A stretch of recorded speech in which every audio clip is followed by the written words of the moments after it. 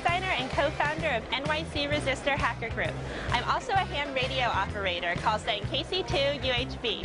I'm at the Dayton Hamvention right now and would like to share a little bit of my hobby with you.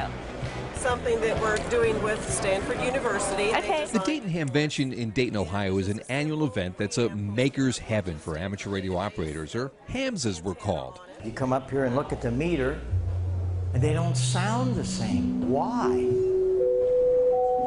There are 3 days of exhibits, demonstrations, forums, dealers, and sellers. Inside and outside is one of the world's largest flea markets. Hams were the original makers and hackers, using new, used, and scavenged parts to make transmitters, receivers, and antennas capable of communicating with other hams anywhere on Earth and beyond.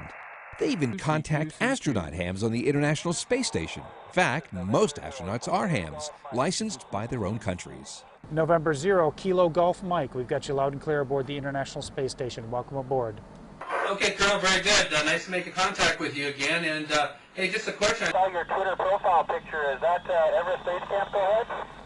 Yeah, it sure is. It's Mount Everest, and I was there. That was taken at base camp. Have you been there? Oh yeah, we've been to base camp a couple of times. And in this hobby, communicating is the key word. And when computers came along, they fit right into the ham's wide world. Using their technical skills and imagination, hams put together advanced communication networks connected by radio waves instead of wires.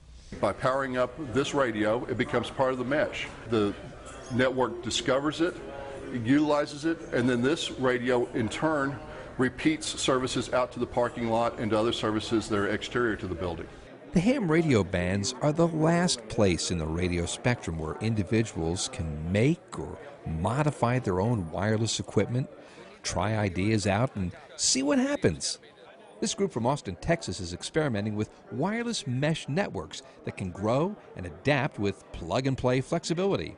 What I did was I took the OLSR Daemon software, compiled it on this little bad guy, and got it part of the mesh.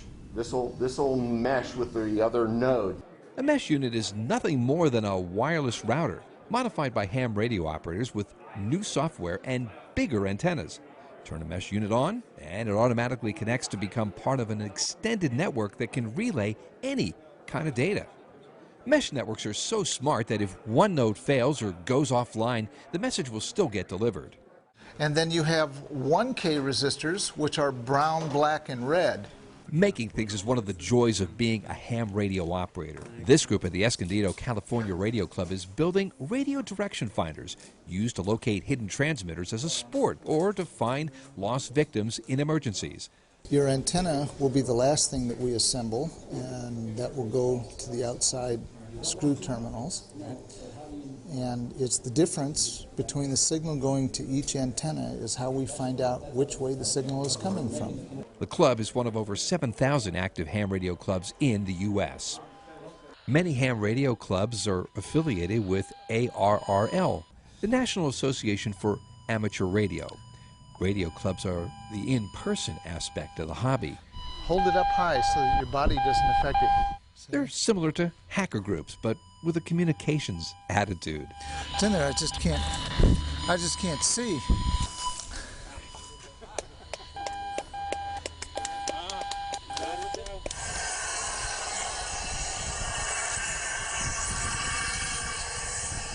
Locating things by radio is a useful skill, especially if that item is a weather balloon. If it would go right through that patch, that'd be good. Just so we could, it's kind of fun to watch it go up. Carrying a TV camera and a ham radio video transmitter. In 3, 2, 1. After the launch, the balloon's tracked by eye, and then with a homebrew APRS, automatic position reporting system using GPS satellite data. It's an imaginative combining of technologies. This guy puts out 2 watts of power, and it has band modules, so you can easily change from band to band, has a dummy load and power meter circuitry, and that's for a guy who wants to have more power. Like the challenge of catching a big fish with lightweight tackle, Some hams enjoy making and using low-power equipment to catch the big one. This annual meeting of hams in Fairborn, Ohio is called 4 Days in May. It's for hams interested in communicating using extremely low power. Is that actually on the air? Yeah, it is. Right here. Just these few little wires. Low-power communication is an art, a science, and some magic thrown in all at the same time. On the receiving end, low power usually means weak signals, and the challenge is pulling weak signals out of the background noise. A leader in weak signal detection is Nobel Prize winner Joe Taylor, K1JT. The basic objective was to make it possible to make meteor scatter contacts, two-way contacts, reflecting signals off the trails of meteors, and possibly also by moon bounce, at the very lowest possible signal levels. I mean, it was well known that you could do these things with high power and big antennas, but I wanted to be able to do it with moderately high power or even low power, and antennas that you could put up in a neighborhood, not necessarily a huge Texas array of 32 Yagis or something like that. Because of my own background in science and physics, I do the number crunching in the language I know best, which is Fortran. That makes some people laugh, but it's an ancient but honorable language, I assure you. Joe's programs are enjoyed by hams worldwide and distributed free via the internet. 4 Days in May is held concurrently with the Dayton Hamvention. At the Hamvention, everybody's looking around for friends they only know from over-the-air contacts, and often they find them. Hey, Doug. Hi, Rob Kunz, N0 KGM. Hey, good to meet you, Very Rob. good. It's good to see you here on planet Earth. Absolutely. Thanks for all those great contacts up on the space station. We made at least 15 or 20 between us, and I really appreciate that. And you did a lot, actually, for getting amateur radio back on the space station, and that's great that you helped us out with that. Thank you, Rob. It was an amazing experience. I'm kind of new to this community. Yeah. And had a lot of fun with the ham radio on board the International Space Station. Inside or out, there's something of interest for every DIY builder, maker, hacker, or ham. Ham radio is a DIY paradise.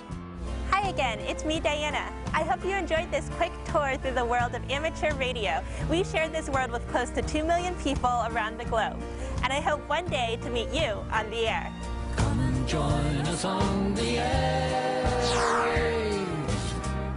Surf the skies and find new friends. Let the world unfurl before you. You'll be the one who sets the trend. 'Cause you're not like those poor old wage slaves. Change your life and start anew.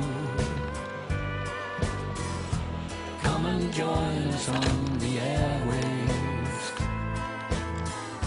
You'll feel free and you'll be happy too.